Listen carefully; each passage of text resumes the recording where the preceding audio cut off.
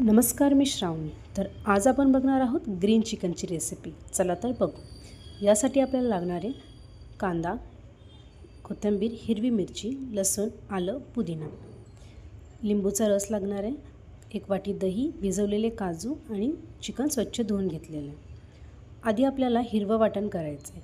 ते जे काही आपलं साहित्य आहे एकत्र आपण मिक्सरच्या भांड्यात वाटून घेऊया. आपल्याला पाणी ॲड करून थोडं सगळं वाटून घ्यायचं आहे. हे बघा, अशा प्रकारे सगळं एकत्र वाटण आपल्याला करायचं आहे. हे वाटण आपलं आता रेडी आहे. ओके, तर आपल्याला आता चिकन मॅरिनेट करायचं आहे. त्यासाठी हळद, धना पावडर, दही आणि काजू जे आपण भिजवलेले आहे त्याची आपल्याला पेस्ट करून अशा प्रकारे ॲड करायचं आहे.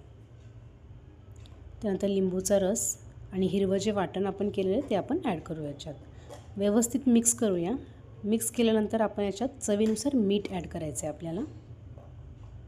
हे बघा, अशा पद्धतीने 15 ते 20 मिनटं आपल्याला मॅरिनेट करायला ठेवायचं आहे. त्यानंतर कढईत तेल टाकले, यात काही खडे मसाले टाकायचे आहेत आणि थोडासा कांदा चिरून टाकायचा आहे.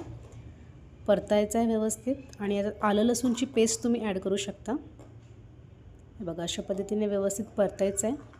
परतून झाल्यावर यातही आपल्याला थोडंसं हळद पावडर आणि धना पावडर ॲड करायची आहे.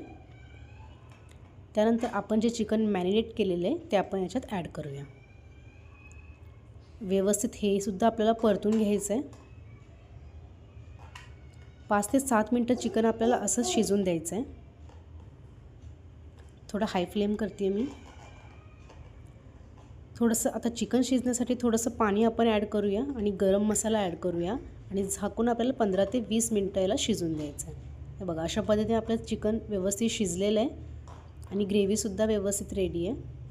याला तुम्ही चपाती किंवा पावसोबतसुद्धा खाऊ शकता. थँक्यू.